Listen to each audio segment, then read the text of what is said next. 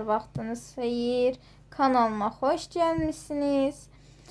Bugün sizlərlə istəyiniz üzrə AXC-yə baxacağıq. Əvvəlcədən göstərim, amma gözünüz qorxmasın, qətiyyən hazırladım bu konspektlər. Çox da gözəldir. Sizə özəl bu səhifələri seçmişəm. Deməli, AXC-dən danışırıq. Ümumiyyətlə qısa bir məlumat verim. Daha heç nə yazmayacağım. Yetər qədər yazdığımı düşünürəm. AXC ümumiyyətlə 1918-ci ilin 28 mayında yaranıb. Bəs bundan əvvəl nə olub? Gəlin bundan danışaq. Bundan əvvəl biz yəni o kəndli əsasnamələri yadınızdadırsa 47, 65, 70-ci illər falan 1903, 12, 13 onlardan danışmışdıq və ondan sonra Rusiyanın tərkibinə daxil olmağımızdan, yəni ruslarla tərkibində olmağımızdan danışmışdı. Daha sonra isə artıq biz fikirləşirik ki, müstəqil olmalıyıq. Həqiqətən də biz müstəqil olsaq daha gözəl olacaq. Yəni öz başımızın çarəsinə baxa biləcəyik və çox qısa müddətdə olsa da öz dövlətimizi yaradırıq. Bura qeyd eləməmişəm. Yazılası bir şey çıxdı. 17 sentyabr 1918 burada deyil. 28 aprel 1920. Hə. Deməli, uşaqlar, orada biz artıq fikirləşirik ki, müstəqil olmalıyıq. Yenidən deyəndə, yəni müstəqil dövlətimizi yaradırıq. Adı da olur AXC. AXC də nədir? Azərbaycan Xalq Cümhuriyyəti. Birinci mən sizə deyim ki, burada dövrlərini yaz. AXC-nin mərkəzləri yazmışam bura. Çoxu çaşır testlərdə veriləndə ki, AXC-nin nəyi? AXC-nin ilk paytaxtı hansı şəhər olub? Götürürlər ki, bəs Tiflis. Xeyr, Tiflis bizim paytaxtımız olmayıb. Sadəcə mərkəzimiz olub. Deyəsən, əvvəlki kitablarda Tiflis kimi qeyd olunub. Ona görə çoxu çaşır. Nəysə. Yəni, mərkəzimiz Tiflis, ilk paytaxtımız Gəncə, ikinci paytaxtımız Bakı olur. Deməli, Tiflisdən danışaq. Tiflisdən bizi qovurlar. Biz Tiflisə gedirik 28 may 1918-də. Sonra bizi qovurlar oradan. Niyə? Osmanlı ilə Almaniya arasında döyüş baş verir və bu döyüş nəticəsində Almaniya məğlub olur və Gürcüstan, Tiflisdə hal-hazırda Gürcüstanda deyəsiz, Anisə, Gürcüstan bura nə dəxli var? Almanların əlaltısı idi Gürcülər. Elə bil ki, Gürcüləri nətər deyimi istifadə eləyirdilər almanlar. Yəni, almanlar nə desə, Gürcülər onu bir sözünü iki eləmirdilər. Dedi, o da acığını çıxmaq üçün bizi qovdu Tiflisdən.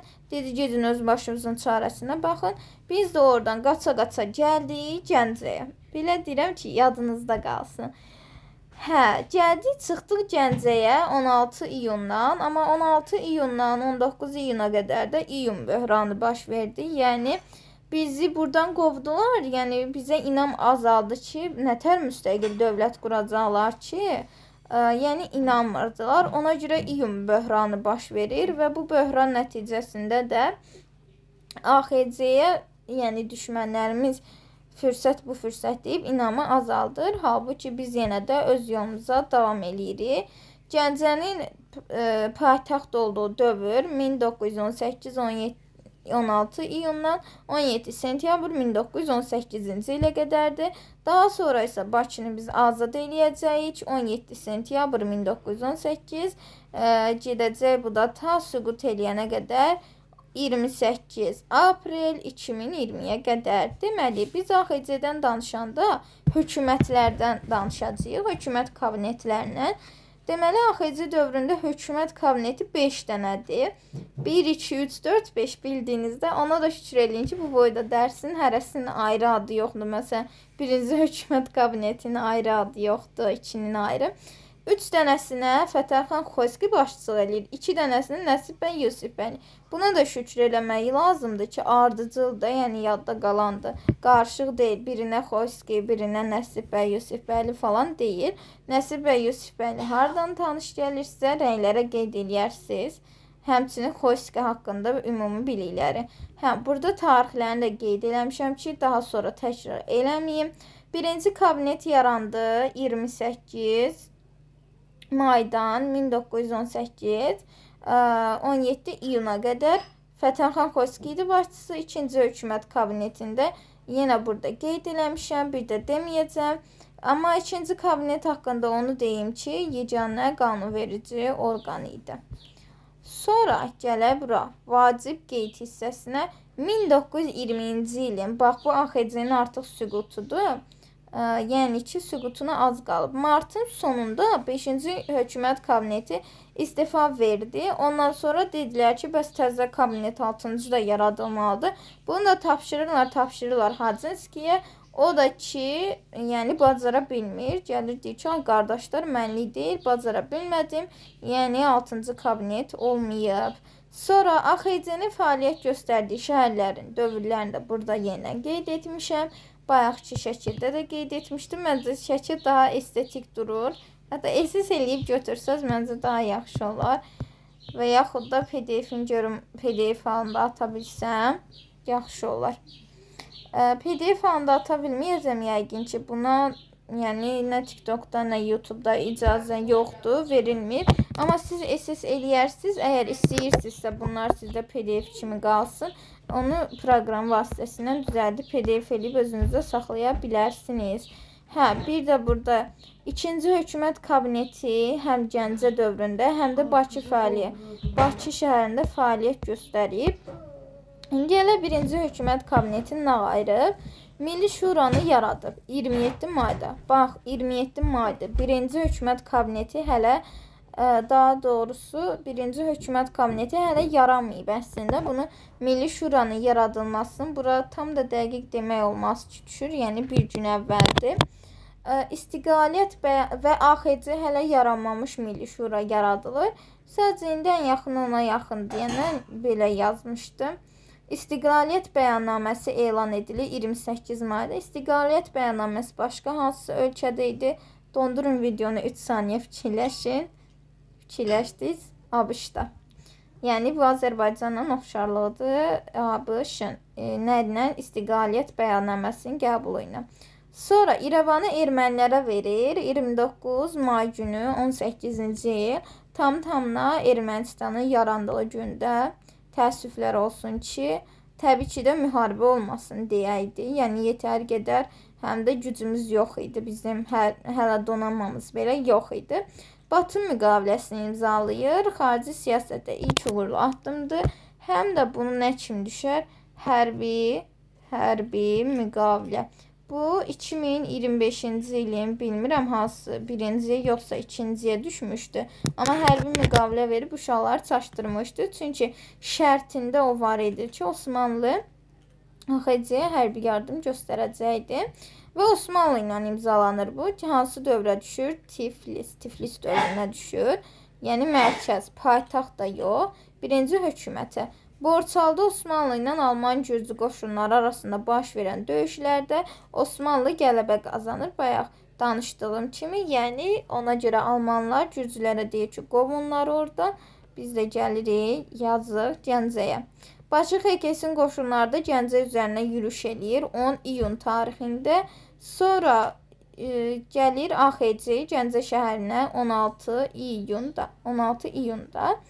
Birinci hökumət kabinetinin Milli Şuranın müvəqqəti olaraq fəaliyyətini dayandırması 17 iyun 18. Yəni bu nə deməkdir müvəqqəti olaraq? Yəni bu ümumiyyətlə sual verərsiniz ki, niyə bu qədər hökumət kabineti yaradılıb, biri bəs eləmirdi, yəni niyə istifa verdi falan. Çünki o yəni yenidən yaradılmalıydı. Hərəsinə yenilənmə gedirdi, elə bir güncəllənmə gedir. Başçıları onsuz da eyni idi. 28 mayda istiqlaliyyət bəyannaməsini qəbul elədi. 29 mayda ermənilərə İrəvanı verdiyi təəssüflər olsun ki. Sonra nə olur burada? İkinci kabinetə gəlin keçək. 19 iyun 18-ci ildə hərbi vəziyyət tətbiq olunur. Bu testlərə çox tez-tez düşür ki, bəs hərbi vəziyyət nə vaxt tətbiq olunub? Təbii ki də 19 iyun deyəsiniz. Və 24 iyunda isə AXC ilk bayrağını qəbul eləyir. Bu da Türk bayrağına oxşayırdı. qırmızı rəngdə idi. Türk bayrağını bilməyən var. Qırmızı rəngdə idi. Sadəcə ulduzu 8 guşəli idi. Hal-hazırdakı kimi, yəni bunu 8 guşəli ulduz kimi fikirləşin. Sonra bunu bəyənmədilər. Yəni daha doğrusu dedilər ki, Osmanlı bayrağının eynisidir. Ona görə də istəmədilər. 9 noyabrda deyəcəyik ki, 3 rəngli bayrağımız qəbul edirlər. 9 noyabr 18-də başqa hansı hadisə baş verib? Bəli, düz tapdınız. Almaniya Respublika elan olunub. 26 iyun 18-də isə Azərbaycan Silahlı Qüvvələri yaradılır. Bunu da nətər yadınızda saxlayın. 26 iyun Silahlı Qüvvələr gündür bizdə. 27 iyunda isə yəni ki, yaradılır belə. 27 iyunda isə Azərbaycan dili rəsmi dövlət dili elan olunur. Azərbaycan SSR 1956-da deyəcək ki, Azərbaycan dilinin dövlət dili olması haqqında maddə əlavə edilir. 1978 3-cü konstitusiyada isə konstitusiya qəbul edir bu haqda. Taxıl malqara ərzaqın ölkədən kənara çıxarılmasının qadağan edilməsi nə ilə oxşardı bu? Taxıl söhbəti nədir? Salon islahatı ilə. Salon islahatında da oxşarlı götürək siz. Salon da yazıram. Salon islahatından tanıyırsınız ki, o Yunanistana aiddir. 27 iyunda başqa nə olur? Göyçay döyüşləri baş verir. Təbii ki, Azərbaycan qalib gəlir axıcı. İyulda inflyasiya baş verir. Maaşlar artırılır. Yəni, inflyasiyanda belə deyim, izah eləyim ki, pulun dəyərdən düşməsidir. Məsələn, o Almaniyada deyirik ki, Almaniyada pul o qədər dəyərdən düşmüşdür ki, oğru gəlir, marketə təsəvvür eləyin. Pulları bir səbətdə olsa da pul, alış-veriş səbəti də olsa pul, amma pulların heç birinə dəymir, səbəti oğruyur. Yəni, o dərəcədə pul dəyərdən düşmüşdür. Yəni, əhalinin də pul dəyərdən düşürdü. Yəni, gərək həddindən artıq çox pul versin ki, nəyisə ala bilsin, ona görə maaşları artırır. Sonra qərar verir, daha doğrusu 15 iyulda isə mart soyqırım hadisələrini araşdırmaq üçün Fövqəladə Təhqiqat Komissiyası yaradılır ki, bu yəni martda baş verib bu soyqırım 31 martda. Amma indi onun üçün yaradırlar ki, yəni bu niyə baş verib, nə səbəb olub, hamısını araşdırmaq üçün. 18 iyulda Xoyski İstanbula gedir və Azərbaycan manatını hazırlamasını sifariş edir. Bu kitablarda indi görməmişəm. Sizin üçün əlavə bir qeyd olsun. 31 iyulda isə Bakı XKS-in fəaliyyəti dayanır, yəni süqut edir. 1 avqustda Sentrokaspi diktaturası yaradılır. SM menşeviklər, daşnaqlar var idi. 4 avqustda isə General Densterville Bakıya gəlir. Densterville kim idi? İngilis idi. 1-ci Dünya müharibəsində ümumiyyətlə ingilislər Azərbaycana 2 dəfə gəlib. Biri Densterville'dir, biri də Thompson'dur. Və bu gəlir, bunu biz mənfi kimi qiymətləndirir. Thompson müsbət kimi qiymətləndirir ki, o bizim müstəqilliyimizi tanıyır və o avqustda gəlir. Sonra geri çəkilir, yəni Osmanlıya rəğbət bəslədiyimizi görür. Bilir ki, bizə bulaşsa Osmanlı var arxamızda, gəlb onun payını verəcək. 27 avqustda isə Almaniya ilə Sovet Rusiyası arasında əlavə saziş imzalanır. Aynı müəllim, nə dəxli bunun AXC-yə? Təbii ki, də orada Bakı nefti haqqında idi. Yəni, neftin gəlməsi haqqında idi. 28 avqustda isə məktəblər milliləşdirir. Yadınızda saxlayırsınız ki, AXC-də milliləşdirilən sadəcə məktəblər olub. Təhsil də verə bilər bunu. Başqa heç bir şey milliləşdirməyib. Yay payızda Ermənistanda Zəngəzur, Naxçıvan və Qarabağa kütləvi soyqırımlar törədilir. Təbii ki, də burada kimin adını çəkəcəyik? Qırılmış Andranik. Bəlkə də o qırılsaydı, yəni o soyqırımlar törətməzdən əvvəl ölsəydi, biz indi heç onu da öyrənməyəcəkdik. 15 sentyabr Bilik günüdür deyənləri eşidər kimiyəm. Təbii ki, də xeyir. Bakı şəhəri işğalçılardan azad edilir və 2 gün sonra Gəncədən Bakıya köçür paytaxt. Bunu da 2 günü yadınızda saxlaya bilmirsinizsə, saxlayın ki, orada nədir? İşğalçıların gərəksiz şeyləri məhv edilir. Sonra köçürülür də. 22 sentyabrda da Bakı bonu pulu artıq tədavülə buraxılır. 5 oktyabrda Bakı XKS milliləşdirmə fərmanını ləğv eləyir, mülkləri sahibinə qaytarır. Oktyabrda isə Dövlət Teatrı təşkil olunur və ilk tamaşada Nəriman Nərimanovun Nadirşah faciəsi olur. Payıza gələndə isə Qazax müəllimlər seminariyası yaradılır. 1 noyabrda Fətəli hərbi nazirlik yaradır. 4 noyabrda Topçubaşov mudrosuna AXC ilə bağlı maddəyə etiraz edir. Çünki o mudrosuna Osmanlı çıxırdı 1-ci dünyadan, ordusu harda varsa çəkməli idi. Və biz də bunu narazılıqla qarşılayırıq ki, yəni o buradan getməsin. Osmanlı getsə, yəni hələ biz təzə yaranmışıq. Bizim müstəqilliyimizi tanıyan elə də bir dövlət yoxdur. Tezliklə məhv olacağıq. Ona görə 9 noyabrda dedim bayaq, ATR ya da TAR. TAR daha yaxşı yada qalandı. TAR, Türk Araz Respublikası yaradılır noyabrda. 17-də noyabrda isə Thomson gəlir. İngilis qoşunları ilə Bakıya daxil olur. 18-ci ildə isə Thomson artıq İngilis işğal rejimini yaradır və Milli Şuranın fəaliyyətini bərpa edir 10 noyabrda. 20 noyabrda isə Azərbaycan parlamentinin yaradılması haqqında qanun qəbul edir. Amma 7 dekabrda parlament yaradılır. Mətbuat üzərində senzura ləğv edilir noyabrda. 1-ci Qafqaz konfransı artıq düşmür. 7 dekabrda dedim. Himayədarlıq Nazirliyi də yaradılır 18-ci ildə. 3-cü kabinetin ağayrı, bunda yenə başçısı Fətəli Xoyskidir. 28 dekabrda Paris Sülh konferansına gedəcək. Bu da nə idi? 1-ci dünya bitəndən sonra təşkil olunan konferans idi və müstəqilliyimizi digər dövlətləri tanıtmaq üçün gedirdi. Artıq 13 yanvarda Xosrov bəy Sultanovun rəhbərliyi ilə Qarabağ General Qubernatorluğu yaradılır. 28 fevralda isə Bəhram xan Naxçıvanskinin rəhbərliyi ilə Naxçıvan General Qubernatorluğu yaradılır. Baxın, burada da nə var Naxçıvanda? Naxçıvan General Qubernator. Ümumiyyətlə, Naxçıvan sözü burada var, burada da var. Belə yadda saxlaya bilərsiniz.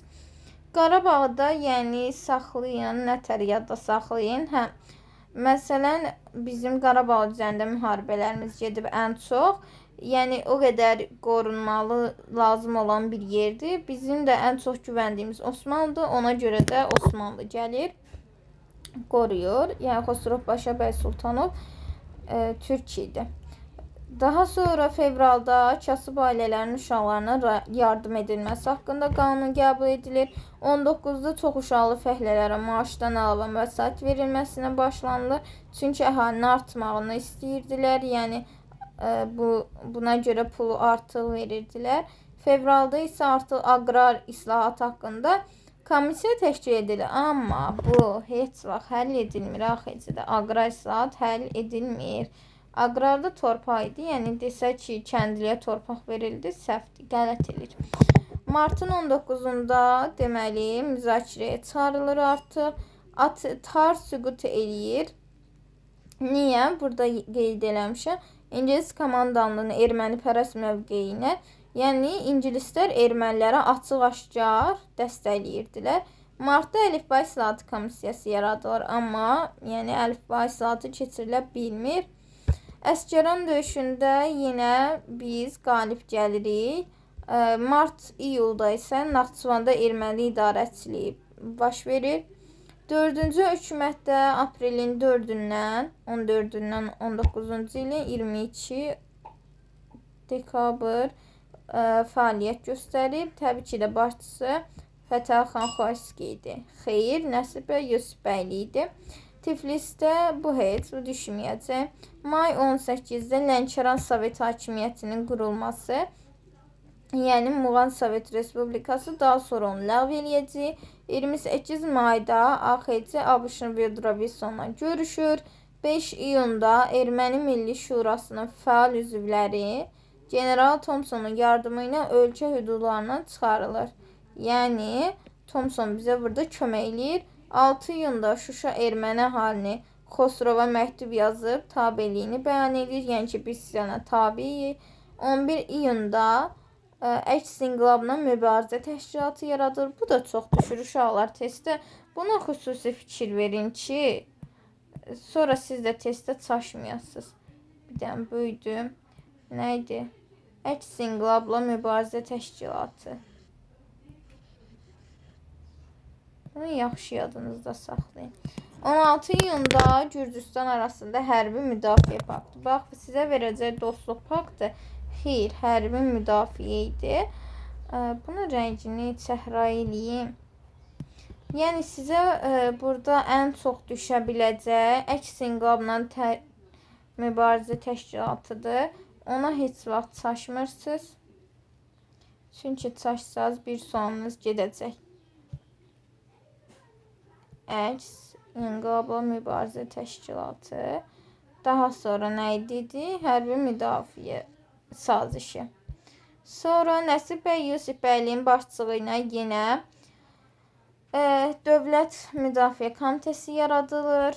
Sonra Topçubaşov Paris Sülh Konferansına gedir və memorandum verir. Bu da 50 səhifəlik falan olmalıydı və orada qeyd edilirdi ki, Rusiyanın himayəsinə heç vaxt keçməyəcək. AXC artıq müstəqildir. Bilirsiniz də, o gizli saziş imzalamışdı deyənə. 2 martda Almaniya ilə Brest-Litovski onu çağırmamışdılar şeyə. Nədir? Viyana kongresinə. Daha doğrusu Paris Versal. Yaman əydi, səhv dedim. Paris konferansına çağırmamışdılar. Avqust 19-da artıq vətəndaşlıq haqqında qanun qəbul edilir. Burada iyulda artıq müəssisələr məclisinə seçkilərin keçirilməsi haqqında qanun qəbul edilir. Bu müəssisələr məclisi də yəni 6 ay, ən gecə 6 aydan bir çağırılmalıydı. 15 avqustda Qarabağın erməni əhalisi AXC-yə tabi olması haqqında artıq saziş imzalayır və avqustda Xəzər hərbi donanması yaradılır. Bu vaxta qədər deyin ki, bəs bizim yox idi hərbi donanmamız yox idi. Çünki yəni yaratmaq qismət olmamışdı. Əslində məncə olub, yəni bu qədər gec olmaq heç bir normal deyil. Bu da ki, ingilislərin gəmiləri ilə, yəni ingilislər oradan keçəndə köhnə kürüş gəmilərini bizə verir. Biz də onun hesabına hərbi donanma yaradırıq. Nadir Şah yaratmaq istəmişdi, amma həm Osmanlı ilə müharibə ona mane olmuşdu, həm də ki, yəni tez ölmüşdü. 11 illik imperiyası var idi. Yoxsa yaradardı. Sonra avqustda isə artıq Qacarların Britaniyanın səyləri nəticəsində AXC-yə qarşı ərazi iddiasına son qoyur. Baxın, ingilislər bayaq ermənilər dedi, müdafiə edirdi, açıq-aşkar. İndi gəlir, bizə kömək eləyir. Özünü, yəni, çox yaxşı siyasəti oldu. İndi gəlib bizə kömək eləyir ki, bəs Qacarlar əl çəkin, ora AXC-nin torpağıdır. Avqustda isə Muğan Sovet, bəlkə də başqa planı vardı, ona görə eləyib. Muğan Sovet Respublikası ləğv olunur. Bax, burada dediyi yaradılır. Harada demişdik? Bax, mayın 18-ni yaradıldı. Sonra isə ləğv edildi. 1919-un avqustunda. 19-cu ildə yenə Naxçıvanda Səməd bəy Cəmilinski adının Naxçıvan general qubernatoru fəaliyyətə başladı. Yayda isə artıq Dağıstan Ağqvardiyaçılar tərəfindən işğal olunur. Amma yəni bizim Dağıstanla ərazi iddialarımız var idi. Sonra ilə tez barışdıq, yəni sülh yolu ilə. Ruslar sonra işğal edirdi, Ağqvardiyaçılar daha doğrusu. 1 sentyabrda BDU təsis edilir. Bildiyimiz Bakı Dövlət Universiteti və 100 nəfər tələbə xaricə göndərilməsi nəzərdə tutulurdu. 20-sinin də pulunu Hacı Zeynalabdin Tağıyev özü vermişdi. Hacı Zeynalabdin Tağıyev biz milyonçusu kimi tanıyırıq. Yəni neft sahəsində uğur qazanmışdı. Ona görə də özü bu kimi xeyirli işlərə əl atmışdı. Yəni qızlar üçün məktəb demişdi ki, tikdirmişdi qızlar məktəbini. Digər ziyalılar kimi, daha doğrusu varlılar kimi deyildi. Çünki onlar özlərinə xəşləyirdi çoxunu, amma Zeynalabdin həqiqətən də onlardan fərqlənirdi, həm də çox, yəni oxumağı falan da yox idi. Nəysə. Oktyabrın 19-unda isə biz gəldik, dedik ki, Buduya göndərdi. Sentyabrın 19-da Dövlət Bankı artıq fəaliyyətə başlayır və 19 oktyabrın 19-cu ildə mətbuat haqqında nizamnamə, mətbuat da yəni qəzet, jurnal falan bunlar haqqında nizamnamə qəbul edilir. Noyabrda isə Tiflis sazişi imzalanır. ABŞ-ın vasitəçiliyi ilə Azərbaycan-Ermənistan arasında mübahisəsinin məsələni silahsız həlli. Belə də düşə bilər. Və uşaqlar, bu qədər idi dərsimiz. Ümid edirəm ki, hər şey aydın oldu. Əgər nəsə sualınız olsa, rəylərə də qeyd eləyərsiniz. Videonu sürətləndirməyəcəm ki, qəşəng başa düşəsiniz. Əgər onlayn dərslərində siz də iştirak eləmək istəyirsinizsə, 055 498 86 55 nömrəsinə zəng eləyə bilərsiniz. Daha doğrusu müraciət eləyə bilərsiniz. Həm tarixdən, həm Azərbaycan dilindən, həm də coğrafiyadan hazırlıqlarım mövcuddur. Videonu paylaşmağı, bəyənməyi, dilimdə dolaşdı. Videonu paylaşmağı, bəyənməyi, rəy yazmağa ehtiyacı olanlara göndərməyi unutmayın. Eləməsə də canınız sağ olsun. Özünüzə yaxşı baxın. Növbəti videolarda görüşənədək hər hansı bir mövzunun testin izahını da istəyirsinizsə, rəylərdə qeyd eləyə bilərsiniz. Hələlik.